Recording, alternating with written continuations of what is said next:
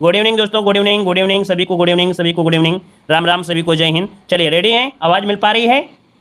Like share कर दीजिएगा, आवाज मिल पा रही है तो जय हिंद लिखिए, पहली बार जुड़े हैं, और लाइक भी करिए, जय हिंद लिखिए, और चैनल को सब्सक्राइब करिए। और स्टार्ट करते हैं और देखते हैं कि आज आप लोगों का जो स्कोर है इसमें से वो कितना है ना, कितना आप लोग सॉल्व कर पाते हैं। आप लोग कमेंट बॉक्स में जरूर कमेंट करिएगा। क्वेश्चन देखो दिया गया है, चलिए दोस्तों क्वेश्चन आपका दिया गया है, हिंडन नदी तट पर स्थित सिंधु स्थल जो सिंधु सभ्यता का सबसे पूर्वी स्थल भी है। चलिए क्वेश्चन यहाँ पर जवाब देना है कि हिंडन नदी तट पर स्थित सिंधु स्थल जो कि सिंधु सभ्यता का सबसे पूर्वी स्थल है, ये आपको बताइए कहाँ पर स्थित है। यहाँ पर जो जवाब हो जाएगा, राइट आंसर क्या बनेगा दोस्तों? चलिए जवाब आ गया है, देखिए काफी लोग जवाब दे रहे हैं भाई, बड़ी स्पीड के साथ जवाब दे रहे हैं। वन क्वेश्चन देखिए, आलमगीर जिसका आ रहा है आंसर है आलमगीरपुर, जिसका भी ऑप्शन आ रहा है दोस्तों बिल्कुल सही जवाब हो जाएगा। ए नंबर इसका राइट हो जाएगा, आलमगीरपुर हो जाएगा, है ना। ये आपका हिंडन नदी के किनारे आपका तट पर स्थित है, और ये सिंधु सभ्यता का सबसे पूर्वी स्थल है। सिंधु सभ्यता जो आपकी थी कुछ इस प्रकार से आपकी थी दोस्तों, किस प्रकार से? इस प्रकार से। तो ये कॉर्नर जो आपका है यह आलमगीरपुर का होगा, ठीक है। आगे बताइए, क्वेश्चन दिया गया है कि ऋग्वेद काल में शिल्पियों का प्रमुख होता था। चलिए दोस्तों बताइएगा, ऋग्वेदिक काल में शिल्पियों का प्रमुख जो होता था वो कौन होता था 2 नंबर में? तो ऑप्शन डी हो जाएगा तछा। तछा मतलब बढ़ई, याद रखिएगा, शिल्पकारों का प्रमुख होता तो बढ़ई, अब बढ़ई न दिया होता तो आप लोग गलती कर देते। ऑप्शन डी नंबर आपका राइट हो जाएगा, ठीक है। यहाँ पर आगे बढ़ते क्वेश्चन दिया गया है कि महात्मा बुद्ध की समस्त शिक्षाओं का जो सार है ना, तथा आरंभ जो स्तंभ है वो आपका कौन सा है? चलिए, महात्मा बुद्ध की समस्त शिक्षाओं का सार तथा आरंभ जो स्तंभ है वो आपका कौन सा है? चलिए 3 का ऑप्शन बी हो जाएगा दोस्तों, याद रखिएगा, थोड़ा कठिन है। इसका आंसर हो जाएगा आपका प्रतीत या समुद्रोत्पाद, मतलब ऑप्शन जो आपका है यहाँ पर बी नंबर इसका राइट हो जाएगा। और दूसरे आर्य तत्समय मतलब सत्य में कहा भी गया है, मतलब इसमें कहा गया है तो दुख के कारण और दुख निरोध की चर्चा की गई है, तो इसका जो आंसर है वो आपका बी नंबर राइट हो जाएगा। क्वेश्चन नोट करिएगा, क्वेश्चन कठिन है आपका, ठीक है। आगे बताइए, क्वेश्चन दिया गया है कि अशोक कवा अभिलेख जो उसके जीवित भाइयों के परिवार का उल्लेख करता है। अशोक कवा अभिलेख जो उसके जीवित भाइयों के परिवार का उल्लेख करता है। आपने कहानी सुना होगा कि 100 भाइयों को मारकर ये गद्दी पर बैठा, तो आपके सामने दिया गया है कि अशोक कवा अभिलेख जो उसके जीवित भाइयों के परिवार का उल्लेख करता है उसे क्या कहेंगे? चलिए यहाँ पर जो आंसर है यहाँ पर 4 नंबर में ये हो जाएगा दोस्तों, याद रखिए 5वां अभिलेख। क्या हो जाएगा? याद रखिए 5वां अभिलेख जो ऑप्शन है यहाँ पर आपका ये नंबर है राइट हो जाएगा, ठीक है। आगे बढ़िए, अच्छा 99 भाइयों की हत्या किया था, है ना, 99। चलिए आगे बढ़िए, क्वेश्चन दिया गया है, कह रहा है समुद्रगुप्त ने उत्तर भारत के राजाओं को परास्त कर उनके राज्यों को गुप्त साम्राज्य में मिला लिया, उनकी नीति को कहा जाता है। चलिए, समुद्रगुप्त ने उत्तर भारत के राजाओं को परास्त कर उनके राज्यों को गुप्त साम्राज्य में मिला लिया, उनकी नीति को कहा जाता है दोस्तों, उनकी नीति को कहते हैं क्या? ऑप्शन बनेगा सी नंबर है प्रसभोधरण। क्या बोलते हैं? प्रसभोधरण बोलते हैं। यहाँ पर आंसर जो हो जाएगा आपका सी नंबर है। अगला क्वेश्चन दिया गया है कि राजपूत विदेशी सीथियन जाति की संतान थे, इस मत का प्रतिपादन किया है। राजपूत विदेशी सीथियन जाति की संतान थे, इस मत का प्रतिपादन जो किया है वो किया है दोस्तों डी नंबर उपयुक्त सभी, अर्थात अल्तेकर ने, जेम्स टाड ने, वी एस स्मिथ ने, सभी ने किया है। और यहाँ पर मतलब ये जो दिया गया ना, सीथियन, सीथियन मतलब होता है शक, जो आपके शक हुआ करते थे ना शक जाति के, उनकी बात कहा जाता है कि जो राजपूतों को विदेशी शक जाति की संतान माना जाता है। आगे बढ़ते हैं, क्वेश्चन दिया गया है कि मथुरा के फौजदार अब्दुल नबी के अत्याचारों के कारण मथुरा के जाटों ने 1669 में किसके नेतृत्व में विद्रोह कर दिया था? और ये जो विद्रोह किया था दोस्तों, ऑप्शन सी हो जाएगा गोकुल। क्या बन जाएगा? यहाँ पर आपने नाम सुना होगा, पहली बार चूड़ामन पढ़ा होगा तो आप लोग चूड़ामन लगा दियो दोस्तों, है ना। लेकिन ये जो आंसर आपका बनेगा, ये आंसर आपका सी हो जाएगा गोकुल, इसका आंसर राइट हो जाएगा गोकुल हो जाएगा, गोकुल, ठीक है। चलिए यहाँ पर आगे बढ़ते हैं, क्वेश्चन आपसे अगला पूछा गया है, निम्नलिखित में से किसे 3 बार भारतीय राष्ट्रीय कांग्रेस का अध्यक्ष चुना गया है? निम्नलिखित में से किसे 3 बार भारतीय राष्ट्रीय कांग्रेस का अध्यक्ष चुना गया? तो 8 का ऑप्शन क्या हो जाएगा? ये दादा भाई नौरोजी है दोस्तों। दादा भाई नौरोजी को आपके 1886 में बनाया गया, है ना। इसके बाद 1893 में बनाया गया था। फिर कब बनाया गया था?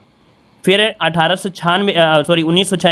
1906 में भी बनाया गया था, ठीक है। चलिए आगे बढ़िए, क्वेश्चन दिया गया है कि Abhinav Bharat the secret revolutionary society वर्ष 1904 में निम्नलिखित में से किसके द्वारा आयोजित की गई थी? क्वेश्चन आपने पढ़ा है, बस क्वेश्चन जो है वो कठिन है, आपके दिख रहे होंगे, है ना। तो चलिए बताइए यहाँ पर आंसर क्या हो जाएगा?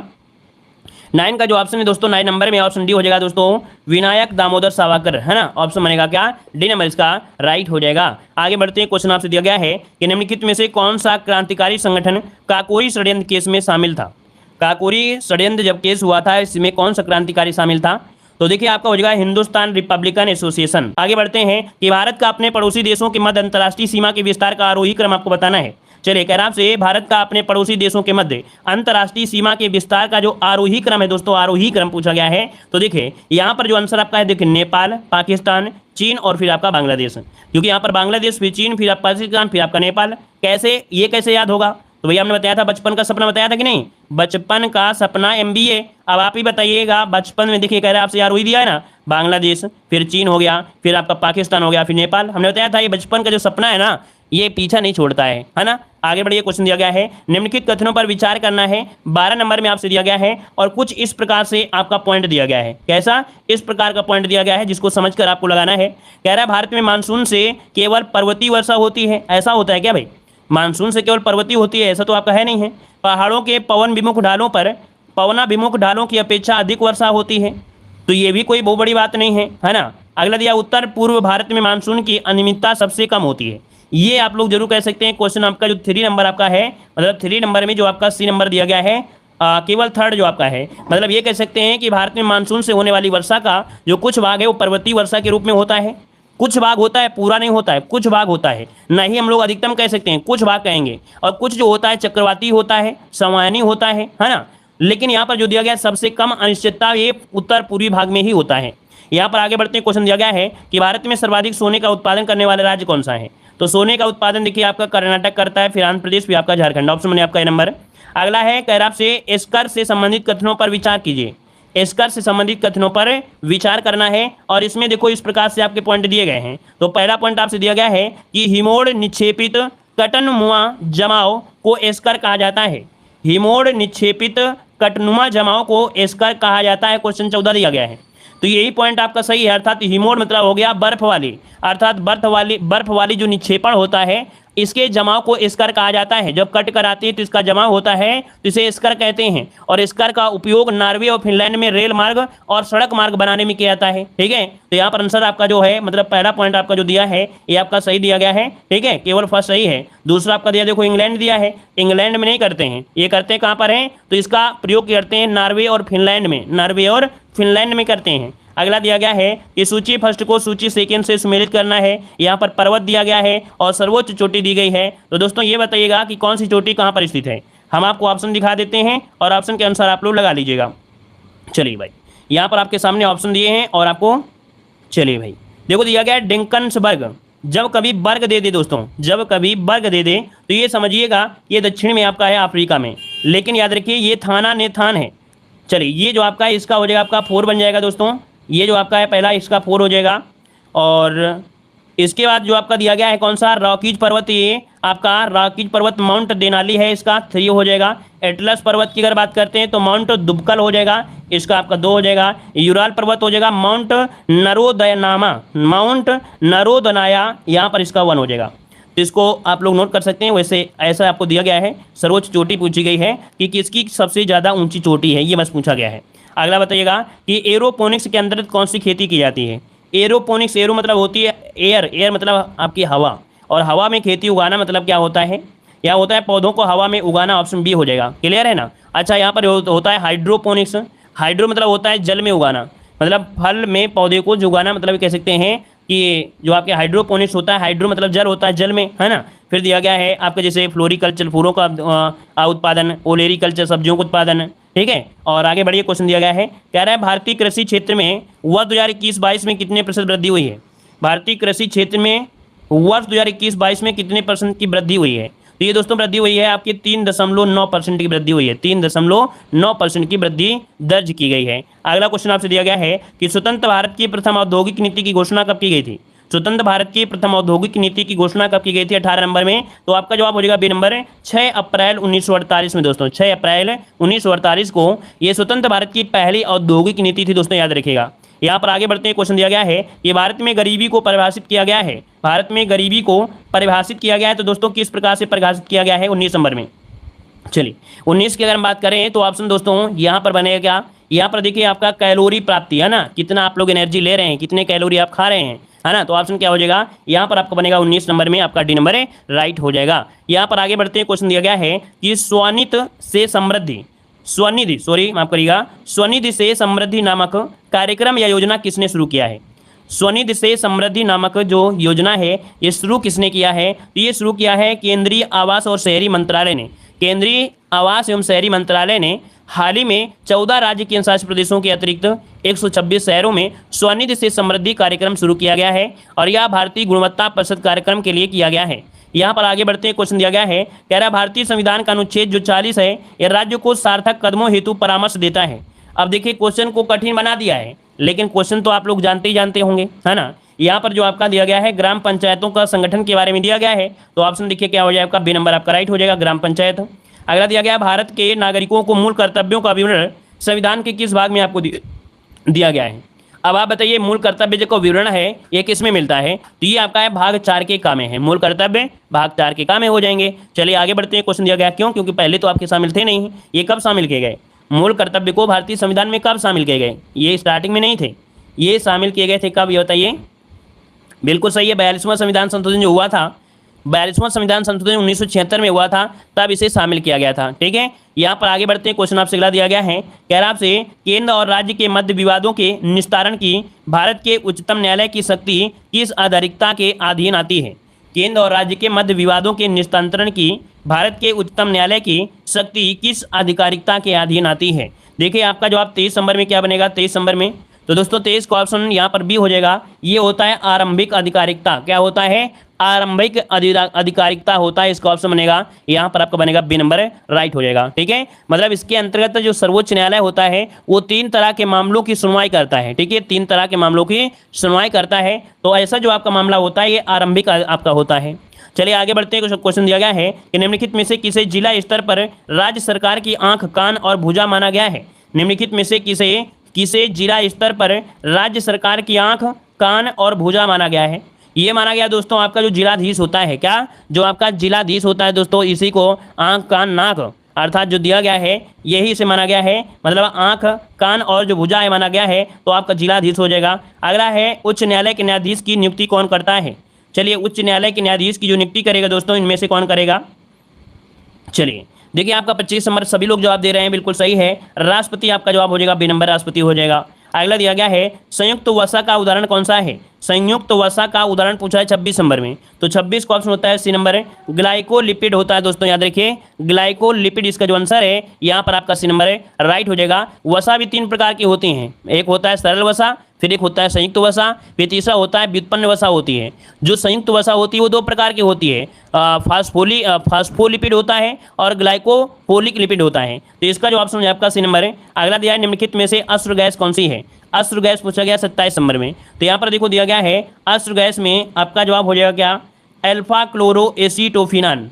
दोस्तों याद रखिएगा कि अश्रु गैस का जो प्रयोग किया जाता है, कभी कभी देखे होंगे, अनियंत्रित भीड़ को तितर बितर करने के लिए किया जाता है, जिस पर आपका अल्फा क्लोरो एसीटोफिनान के नाम से ये जो आपकी होती है इसका प्रयोग करते हैं। ठीक है, तो ये आंखों में क्या करती है? आंखों में चुभती है, जलन होती है, तो आंखों से आंसू टपकते हैं, आपका बी बनेगा। और अगला क्वेश्चन दिया गया है अग्निरोधी कपड़े के निर्माण में प्रयुक्त किया जाता है। अग्निरोधी कपड़े के लिए क्या प्रयोग करेंगे 28 नंबर में? देखिए 28 नंबर की बात करते हैं तो देखिए आपका होता है मैलेमीन। क्या दिया है? मैलेमीन अग्निरोधी है या दूसरे प्लास्टिक की अपेक्षा अच्छे से ऊष्मा सहन कर लेता है। ठीक है, तो इसका जो आंसर आपका है ए नंबर राइट हो जाएगा।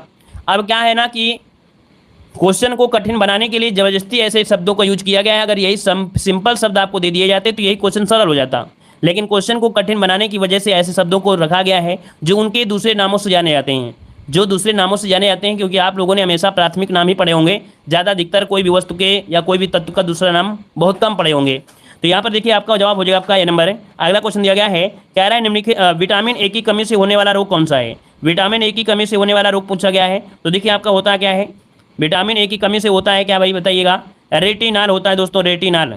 अब आप बताइए रेटिनाल किसे कहेंगे? रेटिनाल इसमें से कौन हो जाएगा? तो ये आपका दिया है जीरोप्थेलेमिया, जिसे बोल देते हैं, क्या बोल देते हैं इसे? जीरोप्थेलेमिया बोल देते हैं दोस्तों। इसका ऑप्शन बन जाएगा यहाँ पर आपका बी नंबर है राइट हो जाएगा। और मतलब जिसे बोलते हैं ना चर्म रोग, तो जो आपका जीरोप्थेलेमिया है और जो चर्म रोग होता है इसी की वजह से होता है। रतौंधी भी हो जाती है दोस्तों। आगे बताइएगा, कह रहे निम्नलिखित में से द्रव धातु जो आपकी कौन सी है? द्रव धातु जो आपकी है 30 नंबर में क्या बनेगा? चलिए 30 नंबर बताइए क्या हो जाएगा? मरकरी। मरकरी बिल्कुल सही है, सी नंबर जिसका आ रहा है बिल्कुल राइट हो जाएगा। मरकरी अर्थात जो पारा, दोस्तों याद रखिएगा पारा भी इसे कहते हैं, तो मरकरी अथवा पारा को क्विक सिल्वर भी कहते हैं। क्या? क्विक सिल्वर कहते हैं, क्विक सिल्वर भी कहा जाता है। इसको नोट करिएगा कि मरकरी या पारा को क्विक सिल्वर भी कहते हैं। और थर्मामीटर, बैरोमीटर, है ना, इनमें प्रयोग किया जाता है। अगला दिया गया है निष्ठा शब्द का सही संधि विच्छेद बताइए।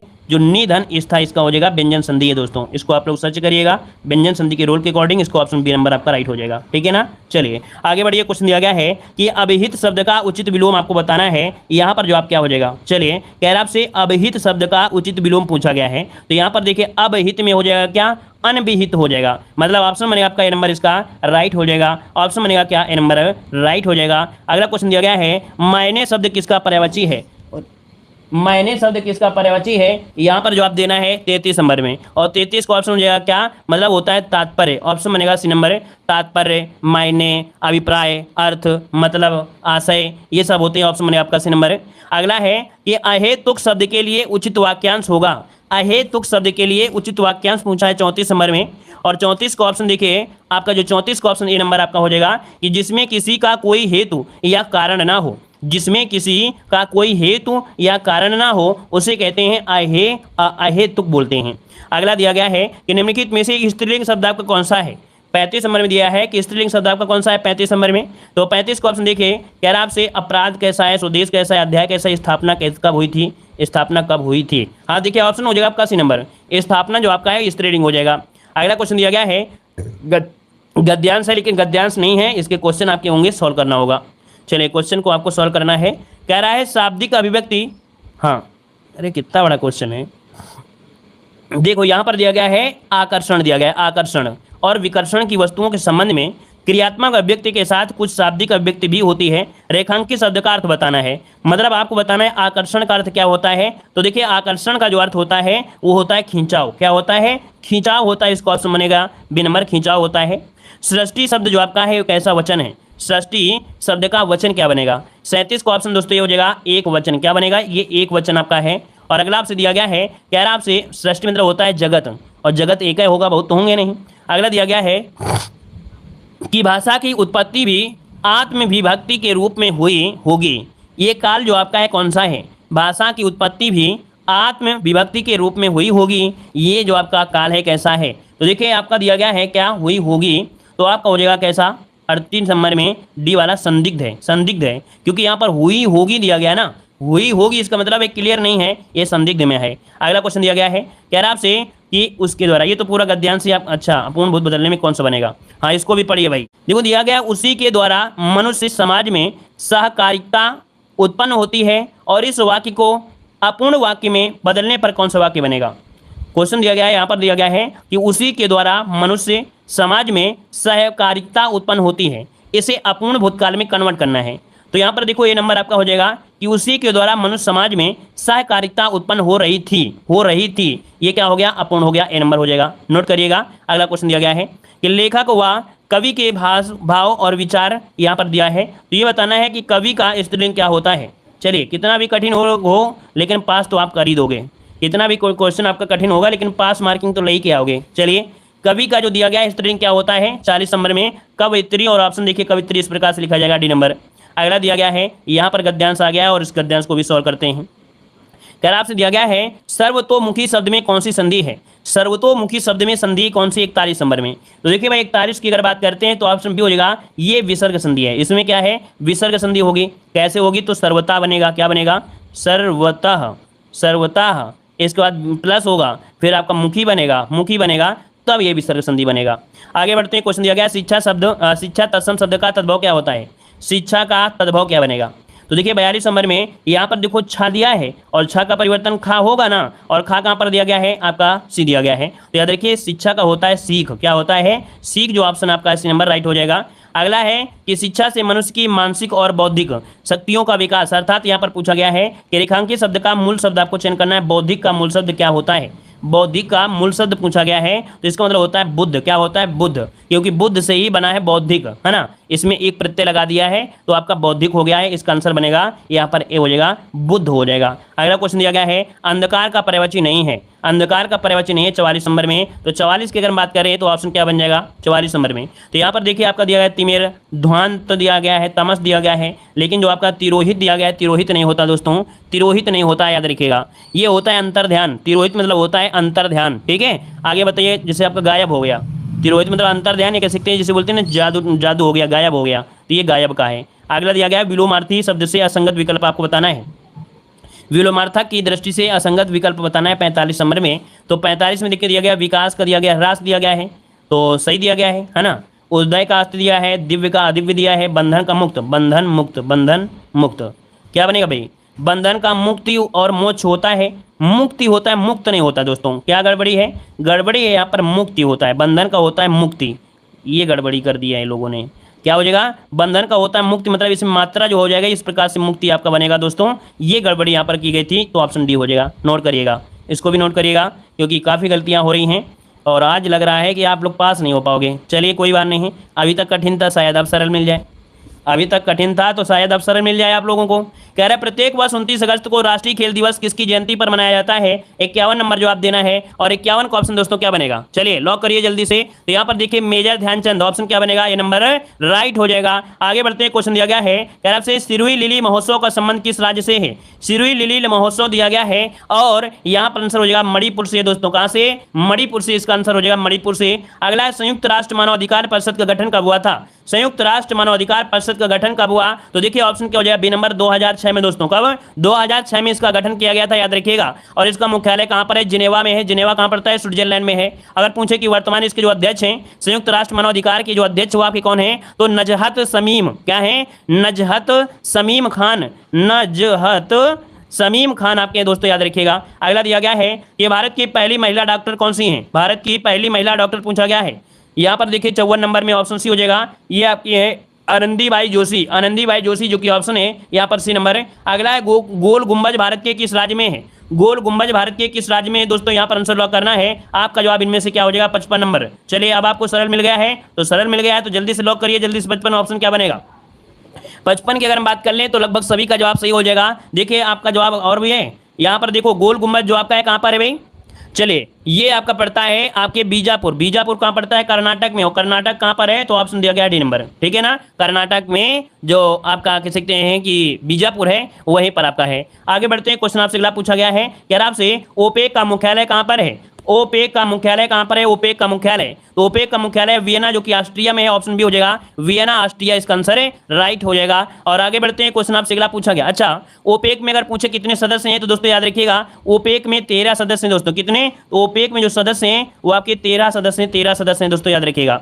आगे बढ़ते हैं कि दाबुला का स्वर्ण मंदिर कहाँ पर स्थित है। दाम्बुला का जो स्वर्ण मंदिर है वो आपके कहाँ पर है, 57 नंबर में। और 57 का जो ऑप्शन बनेगा क्या हो जाएगा, 57 नंबर। अगर आपने सही से पढ़ा है कभी भी कभी तो लॉक करिएगा, नहीं आता है देखो यहाँ तो आप तुक्का मार लीजिएगा, लेकिन एग्जाम में तुक्का मत मारिएगा। जब इतना कठिन पेपर आ जाएगा तो समझो कि कम से कम 75% लोग तुक्का मार मार के अपना जीवन बर्बाद कर लेंगे, लेकिन जो 25% बच्चे तुक्का नहीं मारेंगे वही पास हो जाएंगे। तो जब भी इतना कठिन पेपर आ जाए तो समझो कि जो आपको आ रहा है उतने सॉल्व कर देना, चाहे 10 क्वेश्चन सही करना, आप ही का नंबर आपका आगे आएगा दोस्तों, याद रखिएगा, ठीक है। चलिए तो देखो आपका जवाब 57 नंबर में बी हो जाएगा, आपका श्रीलंका में है दोस्तों। कहां पर है, ये श्रीलंका में दोस्तों, दाम्बुला का स्वर्ण मंदिर श्रीलंका में है। और यह बौद्ध मंदिर है, क्या बौद्ध मंदिर है दोस्तों, याद रखिएगा। 1991 में इसे यूनेस्को में भी शामिल किया गया था। और यह श्रीलंका में सबसे बड़ा और सबसे सुरक्षित मंदिर परिषद है, सबसे बड़ा और सबसे सुरक्षित मंदिर परिषद है आपका, यही है। अगला क्वेश्चन दिया गया है कि the lady with the lamp के नाम से प्रसिद्ध है। The lady with the lamp के नाम से किसे जाना जाता है, तो देखिए आपका 58 का ऑप्शन क्या हो जाएगा, 58 का ऑप्शन हो जाएगा डी, ये फ्लोरेंस नाइटिंगेल को जाना जाता है दोस्तों, याद रखिएगा, है ना। यहाँ पर जो आंसर है वो आपका डी नंबर है राइट हो जाएगा। और इनका जन्म हुआ था एक ब्रिटिश परिवार में हुआ था, 1820 को हुआ था। और इन्हें आधुनिक नर्सिंग के संस्थापक के रूप में भी जाना जाता है, आधुनिक नर्सिंग के संस्थापक के रूप में जाना जाता है। अंतर्राष्ट्रीय नर्स दिवस इन्हीं के जन्म दिवस के रूप में मनाया जाता है, जो कि 12 मई को ही नर्स दिवस मनाते हैं दोस्तों, इन्हीं के जन्म दिवस पर मनाया जाता है। और आगे बढ़ते हैं, क्वेश्चन आपसे दिया गया है, कह रहा है the God of small things पुस्तक के लेखक कौन है? The God of small things से पुस्तक के लेखक पूछा गया है, तो आंसर हो जाएगा आपका अरुंधति राय दोस्तों, अरुंधति राय, जो कि ऑप्शन क्या हो जाएगा यहाँ पर, ये नंबर आपका राइट हो जाएगा। इनको याद रखिए, इन्हें इसी बुक के लिए 1997 में बुकर पुरस्कार इनको दिया गया था। और अरुंधति जो राय हैं, ये अंग्रेजी की लेखिका हैं दोस्तों, ये अंग्रेजी की लेखिका हैं। और नर्मदा बचाओ आंदोलन में भी अरुंधति राय मेधा पाटेकर की सहयोगी भूमिका रही हैं। आपको याद होगा नर्मदा बचाओ, ये आपके मेधा पाटेकर थे ना, उनकी सहयोगी भी रही हैं, ये आपकी याद रखिए अरुंधति राय। यहाँ पर आगे बढ़ते हैं, क्वेश्चन आपसे दिया गया है, अब तो क्वेश्चन सरल आ गया, अब क्या दिक्कत है, अब तो क्वेश्चन सरल आ गया है, अब तो कठिन नहीं है। कह रहा है राष्ट्रीय दृष्टि दिव्यांगजन सशक्तिकरण संस्थान स्थित है। राष्ट्रीय दृष्टि दिव्यांगजन सशक्तिकरण संस्थान जो स्थित है वो आपके कहाँ पर है, जवाब देना है।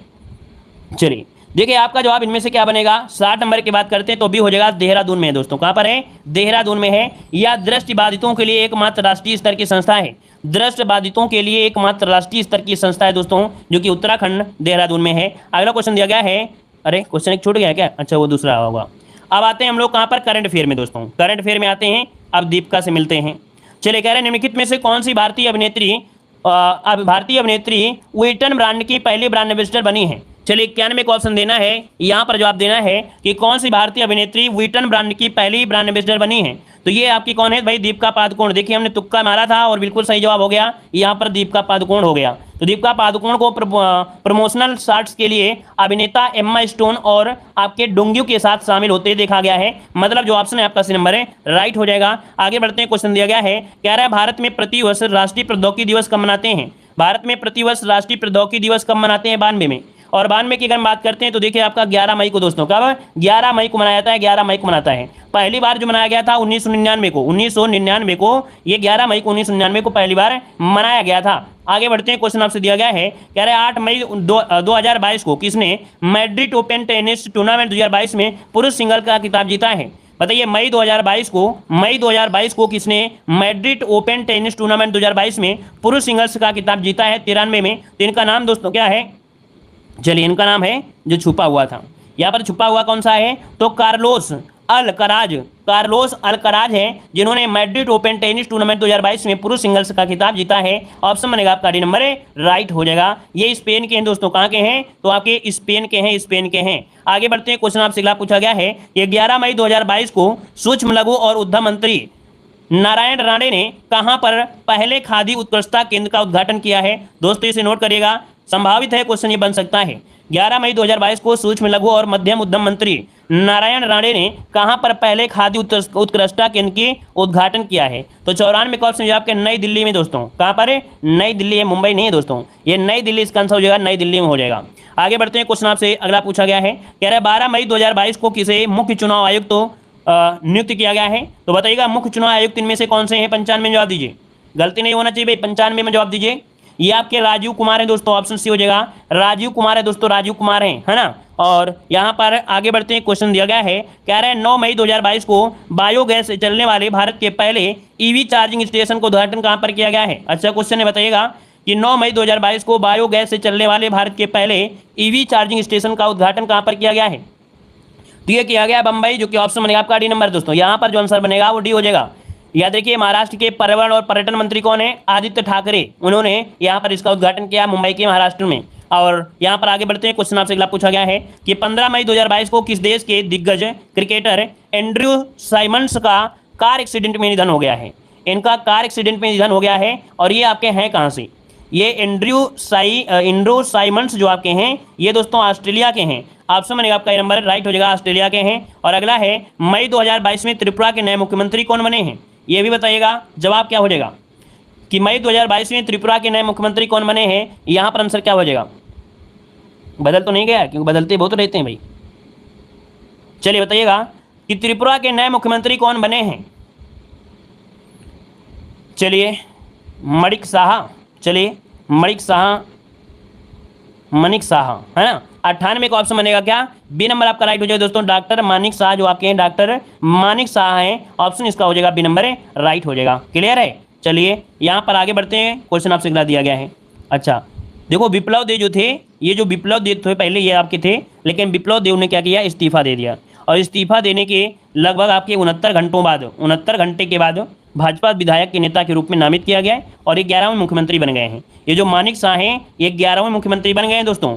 पहले विप्लव देव थे लेकिन इन्होंने इस्तीफा दे दिया और इस्तीफा देने के लगभग 69 घंटे बाद ये बन गए दोस्तों आपके कौन, मानिक शाह हो गए हैं। ठीक है, नोट करिएगा, हमने बता दिया है, पूरा चेंजिंग बता दिया है। अगला दिया गया है कि 16 से 19 मई 2022 तक संघाई सहयोग संगठन क्षेत्रीय आतंकवाद रोधी संरचना की बैठक कहां पर आयोजित की गई है। यहां पर 99 की अगर बात करते हैं तो आपके दोस्तों यहां पर ऑप्शन क्या बनेगा, नई दिल्ली में। दोस्तों याद रखिए कि 16 से 19 मई 2022 तक संघाई सहयोग संगठन का क्षेत्रीय आतंकवाद रोधी संरचना की बैठक कहां पर आयोजित किया गया है, तो 99 का ऑप्शन सी हो जाएगा, याद रखिए नई दिल्ली में। ठीक है, और आगे बढ़ते हैं, क्वेश्चन दिया गया है, कह रहे 13 मई 2022 को किसे केंद्रीय माध्यमिक शिक्षा बोर्ड का अध्यक्ष नियुक्त किया गया है। सीबीएसई का नया अध्यक्ष जो आपका है वो कौन सा है। चलिए देखिए 100 की अगर बात करते हैं तो ऑप्शन क्या हो जाएगा, ये आपके सीबीएसई के हैं छिब्बर, निधि छिब्बर। देखिए ऑप्शन डी हो जाएगा, निधि छिब्बर। याद रखिए 13 मई 2022 को इन्हें नियुक्त किया है और ये छत्तीसगढ़ की 1984 बैच की अधिकारी हैं दोस्तों, याद रखिएगा। ठीक है, तो ऑप्शन क्या हो जाएगा आपका, डी नंबर राइट हो जाएगा। तो दोस्तों आज की क्लास काफ़ी कठिन रही थी, लेकिन आप लोगों का सहयोग इतना अच्छा रहा, आप लोगों ने हार नहीं माना। बड़ी अच्छी बात है कि आप लोगों ने हार नहीं माना है और पूरी क्लास को डट कर आप लोग यहाँ पर कह सकते हैं। ठीक है, चलिए धन्यवाद सभी को, जय।